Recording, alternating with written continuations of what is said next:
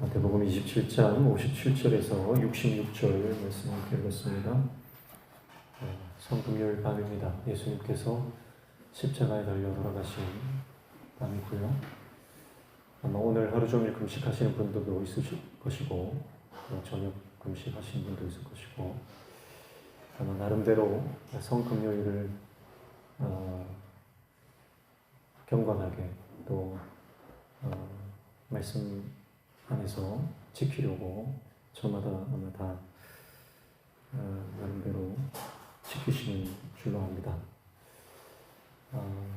오늘 이 저녁에, 이 밤에 하나님께서 십자가에 놀라운 그 의미와 또 그 능력이 우리 안에 깨달아지고 또 부여되는 귀한 밤 되시기를 축복합니다.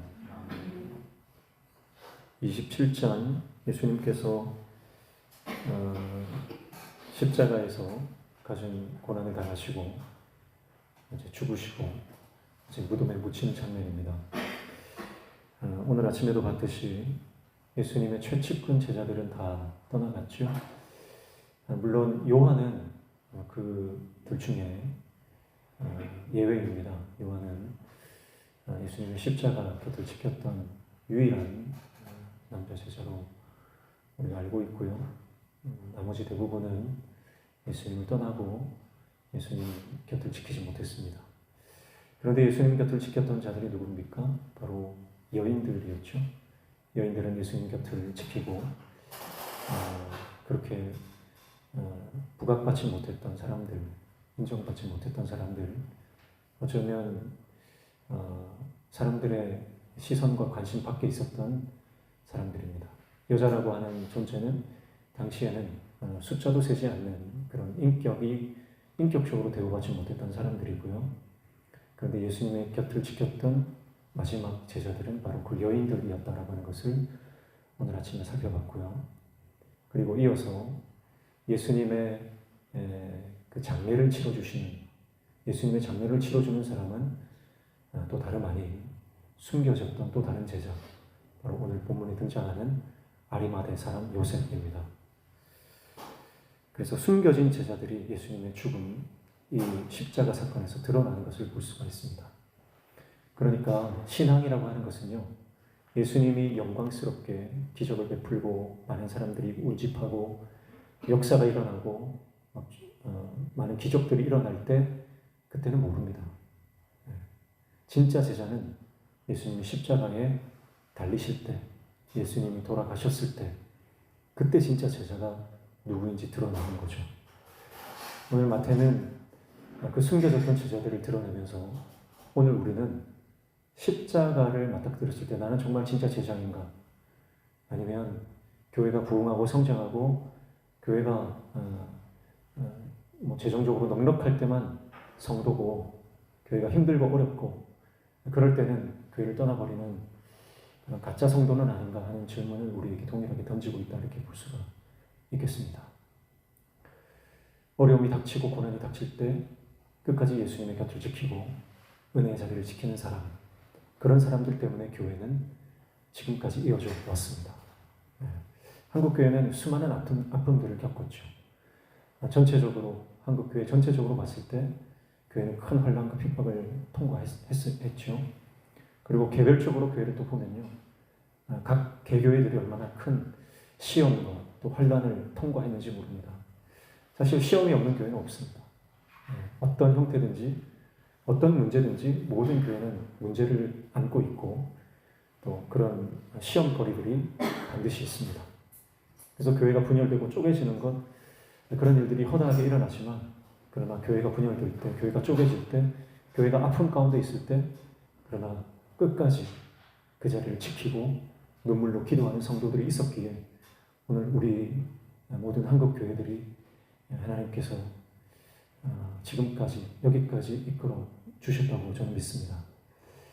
오늘 저와 여러분들도 어떤 고난이 있든 또 어떤 문제가 있든 또 어떤 교회의 시험거리가 있든 끝까지 기도의 자리에서 눈물로 교회를 지키는 하나님의 종들 되시기를 축복합니다. 교회를 지킨다라고 하는 것은 건물을 지키는 게 아닙니다.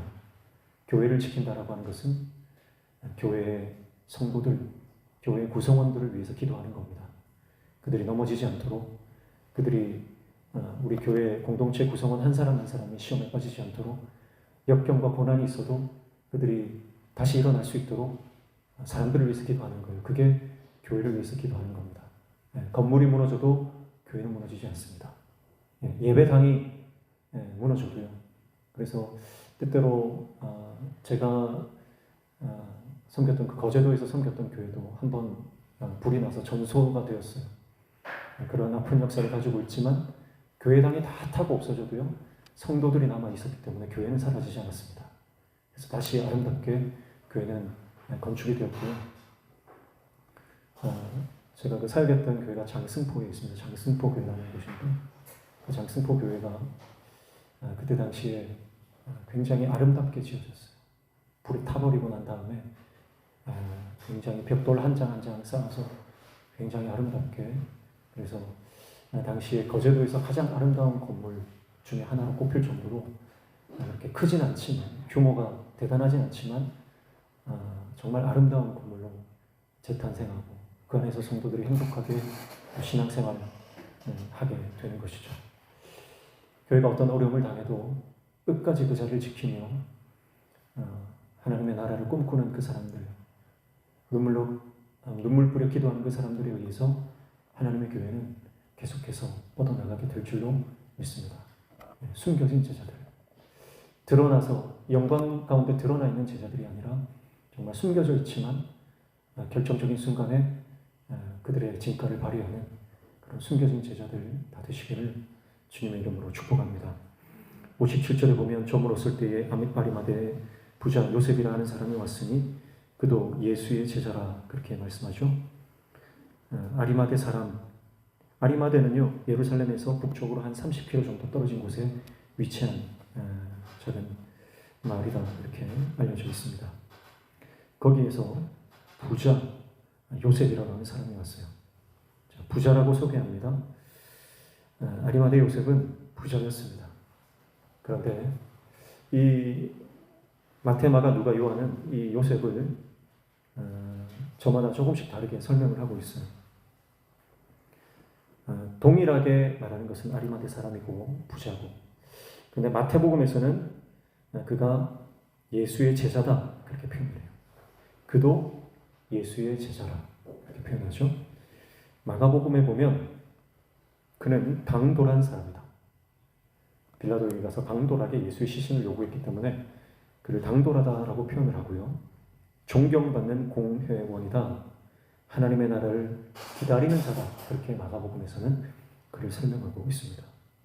누가복음에서는 그는 선하고 의로운 사람이라고 소개하고요. 종교 지도자들이 예수를 죽이고자 결의를 했을 때에 그는 그 결의와 행사에 찬성하지 않았던 사람으로 누가는 그를 소개하고 있습니다. 또 요한은 그가 예수의 제자를 숨긴 소극적인 모습을 소개합니다. 그러면서 그가 나중에는 드러난 제자로 그렇게 성장해가는 과정을 알리고 있는 것이죠. 이렇게 마태, 마가, 누가, 요한 이 사복음서에는 동일하게 이 아리마대 요셉에 대해서 그가 정말 중요한 인물, 그리고 여러 가지 부연 설명을 통해서 그를 설명하고 있는 것을 볼 수가 있습니다. 저물었을 때에 날이 저물고 있다라고 하는 건 해가 지면 안식일이 시작됩니다. 저녁이 되면 하루가 시작되죠. 우리랑 다릅니다. 우리는 아침이 되면 하루가 시작이지만 유대인들은 저녁이 되면 하루가 시작되는 거예요. 그래서 저물고 있기 때문에 안식일이 급박한 상황이에요. 그래서 지금 이 상황은요, 굉장히 급박하게 돌아가고 있는 그런 상황으로 볼 수가 있습니다. 아리마대 사람 요셉은요, 공회원이고 정통 유대인이기 때문에 안식일을 지켜야 돼요. 그래서 이 안식일을 지키기 위해서 서둘러서 예수의 시신을 달라고 요구하는 장면으로 우리가 알 수가 있습니다. 그리고 그의 이름은 우리가 예전에 한번 살펴봤던 것처럼 예수님의 아버지, 육신의 아버지의 이름과 같습니다. 그러니까 요셉이라고 하는 이름 자체가 예수님과 밀접한 연관이 있는 이름이다 그랬죠. 예수님이 태어날 때 아버지 요셉이 그의 탄생과 관련된 이름이라면 마지막 예수님이 죽었을 때에도 요셉이라고 하는 이름이 등장하고 그의 죽음과 관련되어 있음을 알 수가 있습니다. 그래서 예수님의 탄생과 죽음에는 이 요셉이라고 하는 인물이 등장하는 것을 볼 수가 있어요. 그래서 그는 예수님의 시신을 달라고 하죠.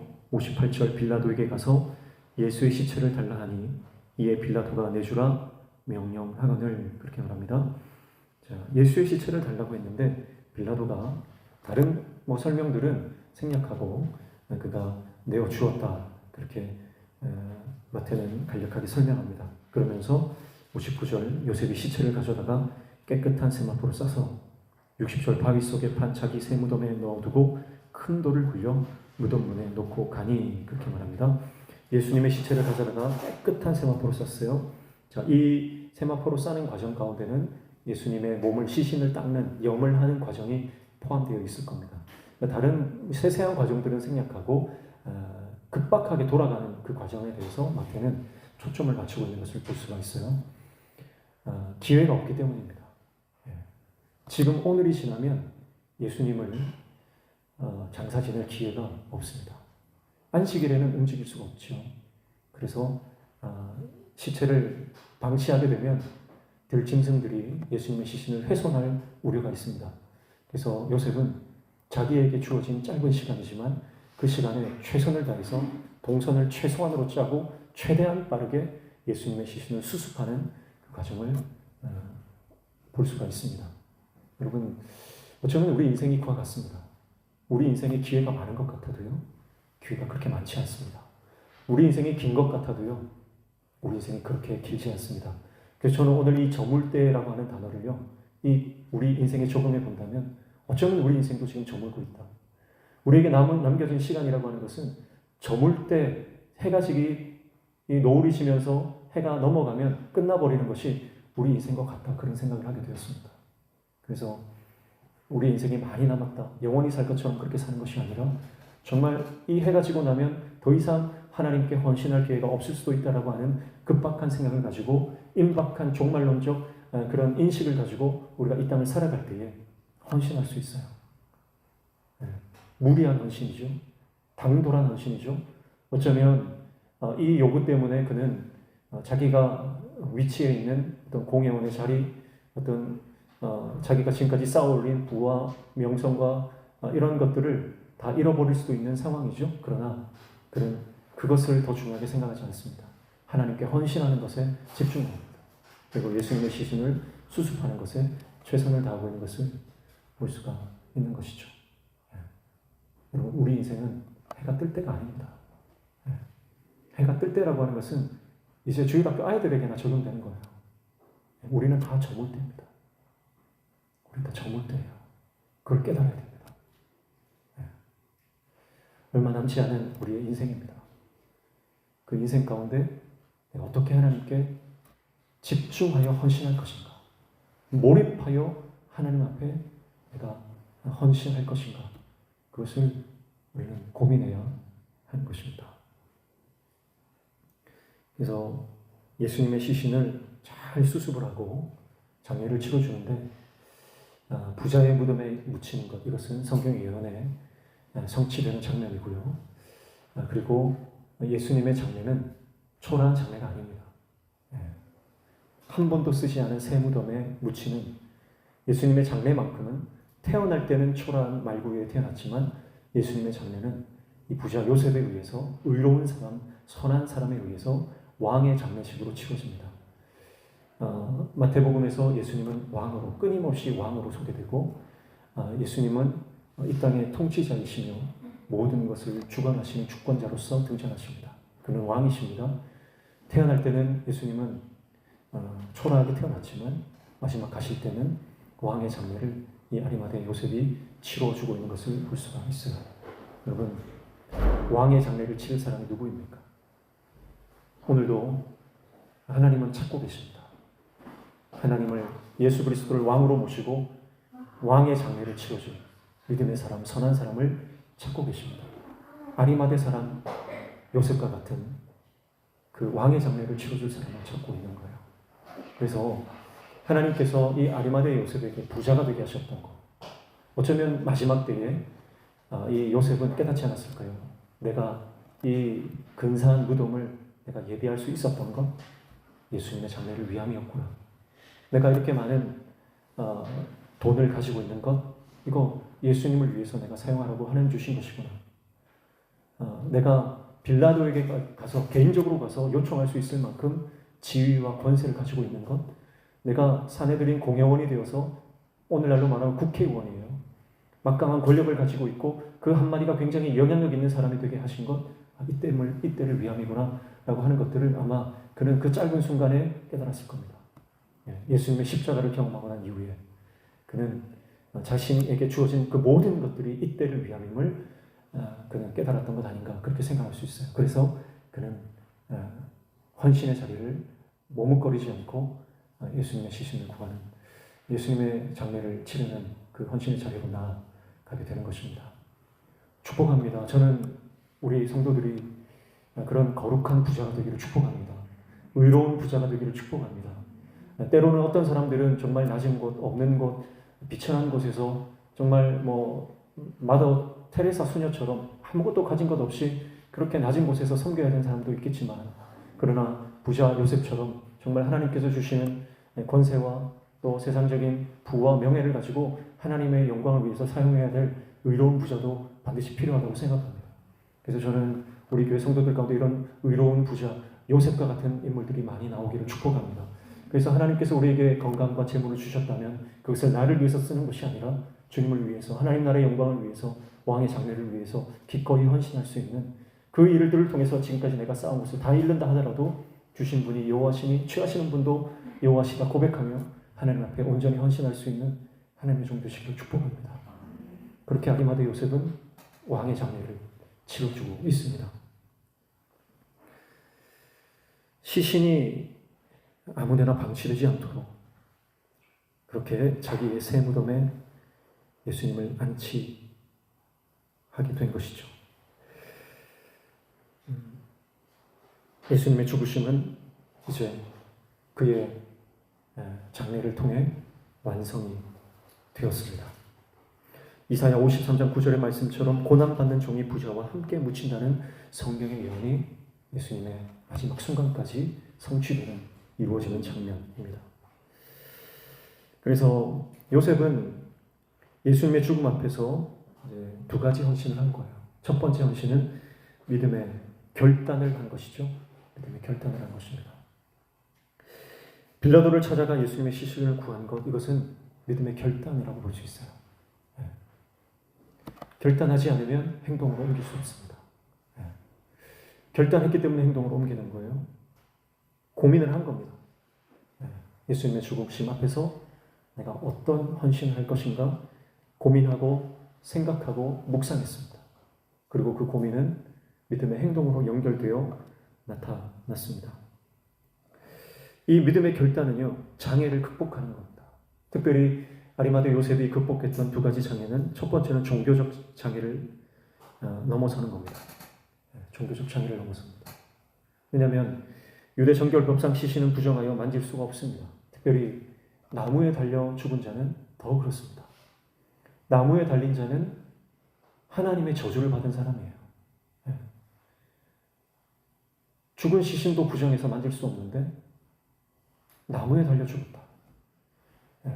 가까이 해서는 안 되는 그런 자입니다. 여러분, 우리가 삭개오를 알죠? 삭개오는 예수님을 보기 위해서 나무 위에 올라가잖아요. 그런데 나무에 올라가는 것 자체가 그가 키가 작아서 어쩔 수 없이 올라가는 것처럼 우리는 여겨지지만 그것은 믿음의 결단이거든요.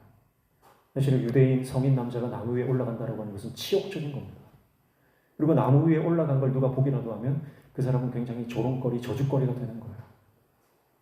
모세의 토라에는 나무에 달린 자는 하나님의 저주를 받았다라고 했기 때문에 그런 유대 그 사고, 그 토라를 배경으로 한 상태에서 유대인 성인 남자가, 그것도 어린이가 아니고 성인 남자가 나무 위에 올라간다라고 하는 것은 좀 율법도 모르는 바보이고 하나님의 율법을 무시하는 그 처사로서 여겨지고 조롱거리가 되고 저주거리가 될 수밖에 없는 거예요. 그러나 삭개오는 그 나무에 올라가는 것, 그것은 믿음의 결단으로 내가 세상 사람들이 손가락질하고 뭐라고 생각하든 상관이 없다는 거예요. 예수님을 볼 수만 있다면, 그분을 한 번만 볼 수만 있다면, 그분의 용모를 내가 한 번만 먼발치에서 한 번이라도 볼 수만 있다면 했던 그 예수님을 향한 갈망, 예수님을 한 번 보고 만나고자 했던 그 열망, 그것이 헌신으로 믿음의 결단으로 이어졌던 것이죠. 그래서 그 저주의 나무 위로 삭개오가 올라가는 것입니다. 그래서 예수님께서 뭐라고 말씀하십니까? 내려오라고 말씀하시는 거예요. 내려오라. 왜 내려오라고 하십니까? 그 저주의 나무 십자가, 나무 위에 올라갈 사람은 네가 아니라 나다. 내가 올라갈 거니까 너는 내려오라. 너는 더 이상 저주의 대상이 아니다. 너는 더 이상 조롱의 대상이 아니다. 너는 더 이상 정죄의 대상이 아니다.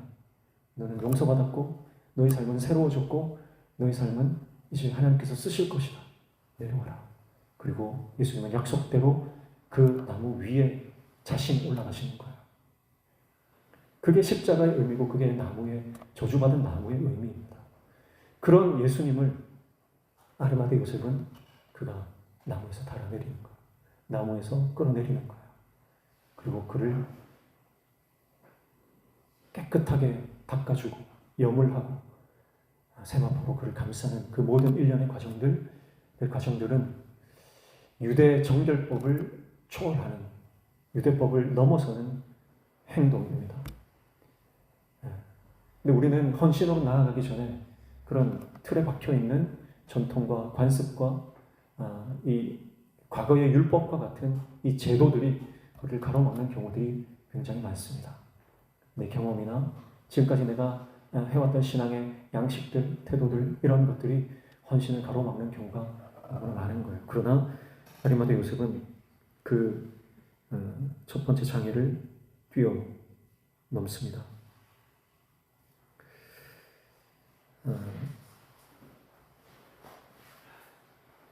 그리고 두 번째는 정치적인 이유죠. 정치적인 장애를 뛰어넘습니다. 예수님의 시신을 수습했다라고 하는 소문이 반드시 날 겁니다. 반드시 날 거예요. 그럼에도 불구하고 그는 개의치 않습니다. 그 소문이 나면 유대인들에게 정적이었던, 정치적인 적이었던 예수 그리스도를 수습했다라고 하는 소문이 나면 그는 이제 공공의 적이 될 것입니다.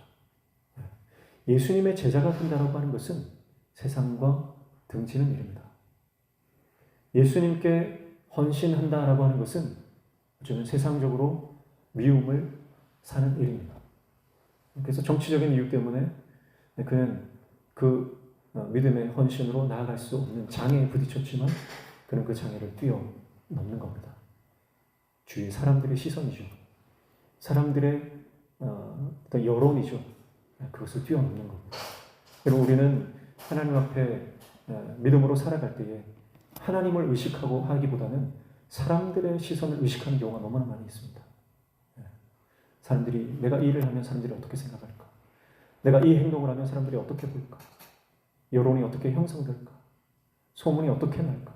거기에 너무나 많은 우리는 에너지를 낭비하는 것 아닌가 하는 생각을 하게 됩니다.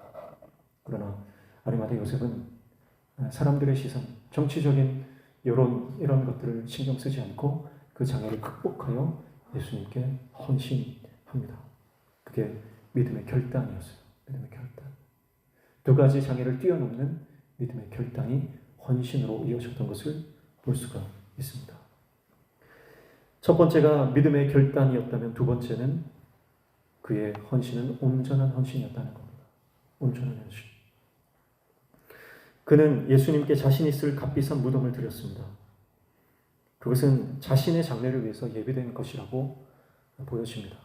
그러나 그는 한 번도 쓰지 않은 새 무덤, 그것을 예수님께 온전히 드립니다. 자신의 소중한 것을 주님을 위해서 기꺼이 드렸습니다. 그리고 그 돌을 무덤에 예수님을 안치하고 시신을 수습한 후에 그 무덤의 문을 돌로 막아버립니다. 그렇게 자신의 것을 내어드리는 온전한 헌신, 그것이 아리마대 요셉의 헌신입니다. 많은 돈과 시간을 들여서 준비했었던, 어쩌면 정말 명예로운 죽음을 준비했던 그의 어떤 삶의 큰 부분이라고 볼 수 있겠죠. 그러나 그것을 온전히 주님을 위해서 내어 드렸습니다. 이것은 평생 모아두었던 자신의 소중한 재산을 예수님께 다 쏟아 부어 드렸던 마리아의 헌신, 값비싼 극히 귀한 그 향유 옥합을 깨뜨려 예수님께 부어드렸던 그 여인의 헌신과도 같은 것이죠. 값비싼 향유를 예수님께 부어드려 예수님의 장례를 마리아가 예비했다면 아리마대 요셉은 자신의 무덤을 내어줌으로 그 장례를 완성하고 있는 것입니다. 그러니까 어쩌면 우리의 헌신은 하나님 나라에서 작은 한 조각과 같습니다. 그래서 예수님의 죽음을 예비했던 여인, 그리고 예수님의 십자가를 지고 갔던 또 누구죠? 시몬. 그리고 예수님의 장례를 치렀던, 무덤을 내어주었던 아리마대 요셉. 이런 사람들의 헌신 하나하나가 퍼즐처럼 모여서 예수님의 그 장례가 완성되어지는 것을 볼 수가 있습니다. 에스더에 나오는 이때를 위함이냐, 이때를 위함이 아니냐.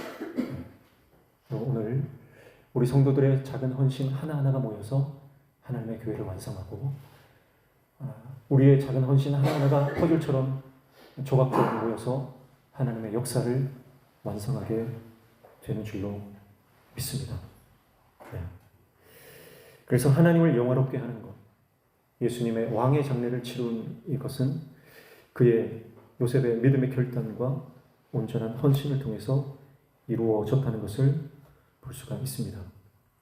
요한복음 19장 38절에 보면 아리마대 사람 요셉은 예수의 제자이나 유대인이 두려워 그것을 숨기더니 2일 후에 빌라도에게 예수의 시체를 가져가기를 구하매 빌라도가 허락하는지라 이에 가서 예수의 시체를 가져가니라, 그렇게 말씀하죠. 앞서 살펴봤던 것처럼 요한복음에서는 그가 유대인들을 처음에는 두려워했다. 그래서 예수의 제자이지만 숨어서 예수님을 따랐다, 그렇게 말을 하고 있습니다. 그러나 이 일 후에, 이 일이 뭐죠? 예수님의 십자가 사건입니다. 십자가 사건 이후에 그는 빌라도를 찾아가는 믿음의 결단을 내리는 드러난 제자가 되는 것입니다. 이 일 후에 십자가 사건. 여러분, 예수님의 제자가 되려면, 온전한 제자가 되려면 반드시 십자가를 통과해야 됩니다.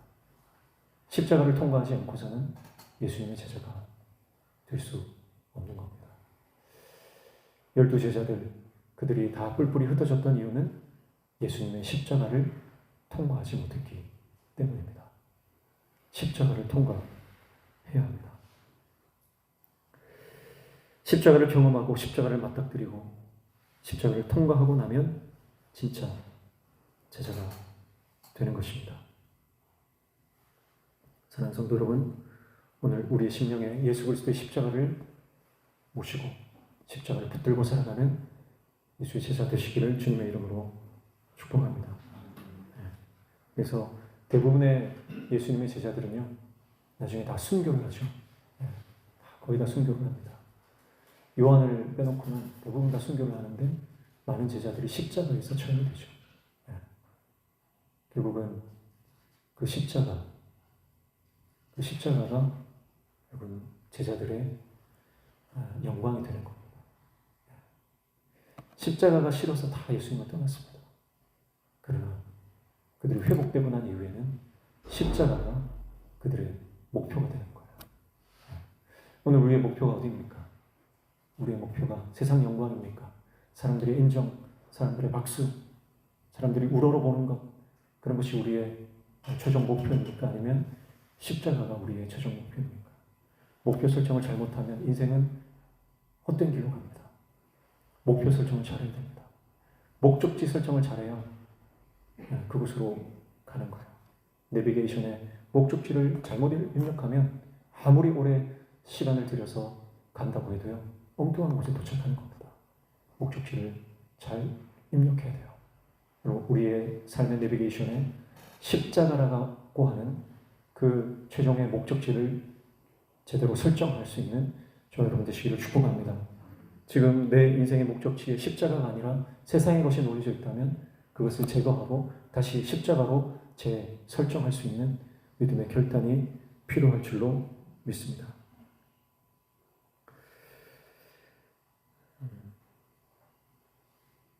그래서 오늘 저는 감추어져 있는 제자들이 많다고 생각해요. 지금도 우리 공동체 안에도 작은 공동체지만 이 안에도 감춰져 있는 제자들이 많을 것이다 생각을 합니다. 결정적인 순간이 오면 그들이 드러난 제자로 하나님 앞에 헌신하고 하나님 앞에 믿음의 결단으로 순종으로 헌신으로 나올 줄 믿습니다. 오늘 이 가운데도 혹시 숨겨져 있는 감춰져 있는 제자들이 있다면 십자가를 통과하여 주님께로 나와 온전한 헌신으로 나올 수 있는 하나님의 종이 되시기를 주님의 이름으로 축복합니다. 그리고 62절부터 66절까지 보면 이제 경비병이 무덤을 지키는 장면이 나오죠. 62절 보시면 그 이튿날 준비일 다음 날이라 대제사장들과 바리새인들이 함께 빌라도에게 모여 이르되, 자, 준비일 다음 날은 안식일입니다. 준비일은 안식일을 준비하는 날이고요. 준비일 다음 날이니까 안식일이죠. 다음 날 안식일인데 지금 대제사장들과 바리새인들이 빌라도에게 갔습니다. 빌라도에게 부탁을 하러 갔어요. 무슨 부탁입니까? 63절 보면 주여, 주여, 빌라도를 주여라고 부릅니다. 우리 종교 지도자들은요, 하나님을 믿는 사람들이 아닙니다. 세상 권력을 믿는 사람들이에요. 주여. 여러분 누구를 주님이라고 부릅니까? 오직 예수님만이 우리 주님이신 줄 믿습니다. 빌라도를 주여. 저 속이던 자가 살아있을 때 말하되 빌라도는 주여 이렇게 높이고 예수님은 뭐라고 말해요? 저 속이는 자, 사기꾼. 예수님은 끝까지 모욕합니다. 살아있을 때 말하되 내가 사흘 후에 다시 살아나리라는 것을 우리가 기억하노니, 예수님이 사흘 후에 다시 살아나겠다라고 하는 말들을 많이 하셨잖아요. 제자들에게도 세 차례에 걸쳐서 하셨고요. 세 차례에 걸쳐 하셨다는 것은 기회만 있으면 계속 하셨다는 거예요. 안전한 숫자거든요. 그러나 그렇기 때문에 이 종교 지도자들도 예수님이 부활할 것에 대해서 염두에 두고 있었습니다. 자, 64절에 그러므로 명령하여 그 무덤을 사흘까지 굳게 지키게 하소서. 그의 제자들이 와서 시체를 도둑질하여 가고 백성에게 말하되 그가 죽은 자 가운데서 살아났다 하면 후에 속임이 전보다 더 클까 하나이다, 이렇게 말합니다. 자, 그들이 두려워한 것은 예수님이 부활할 것에 대해서 두려워한 게 아니고요. 예수님이 부활할 거라고 하는 상상도 못하는 거예요, 사실. 그런데 그렇게 말을 했으니까 예수님의 추종자들, 그 제자들이 시신을 훔쳐가놓고 예수님이 부활했다라고 속일까봐 그게 두려운 겁니다. 자, 왜 그게 두렵냐면 민중들이, 많은 사람들이 예수님이 부활했다라고 하는 소식을 듣고 다시 반란이나 민중 봉기가 일어날 것을 두려워한 거예요. 그러니까 그들이 진정 두려워했던 것은 하나님이 아니라 사람들, 무리들, 여론이었습니다. 자기들의 기득권을 방해하고 기득권을 빼앗아갈 수 있는 상황을 두려워합니다. 상황을 두려워했습니다. 그러세요? 상황을 두려워한 거예요. 사람을 두려워한 거예요.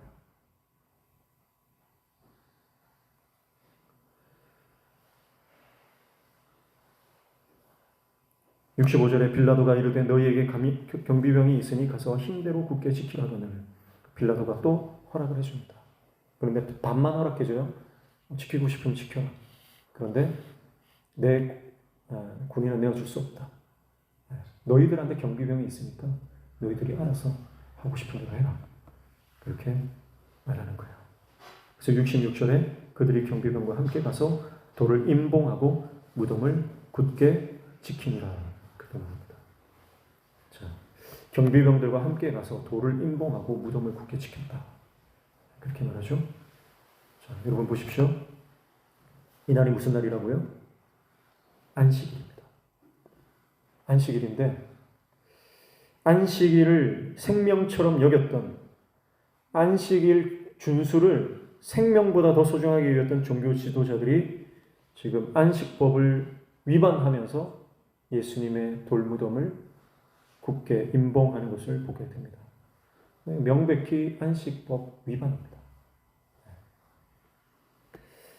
하나님 안에서 안식해야 할 안식일입니다. 그리고 그들은 안식일의 주인이신 예수님을 죽여버렸습니다. 그리고 그들은 정작 안식일에 어떤 이들보다 가장 불안해하면서 두려움에 떨면서 안식을 상실해 버린 것입니다. 이게 종교 지도자들의 영적인 현주소이고 외식하는 그들의 삶의 모습입니다. 여러분, 주님 안에 있을 때만 안식이 있습니다. 예수 그리스도 안에 있을 때만 안식이 있습니다. 그들은 그 누구보다 두려워했어요. 그래서 그들 스스로 만들어 놓았던 수많은 안식 규정들이 있음에도 불구하고 그 규정을 어겨가면서 자신들의 불안을 잠재우고자 했던 것입니다. 여러분, 우리 안에 평안이 없다면, 우리의 삶이 늘 불안하고 쫓긴다면 내가 예수님 밖에 있는 거예요. 어쩌면 내가 예수님을 죽인 살인자입니다. 오늘 저와 여러분의 마음 안에 예수님 주시는 하늘의 평강이 충만하시기를 축복합니다. 하늘의 평강이 충만해요. 그렇게 예수님의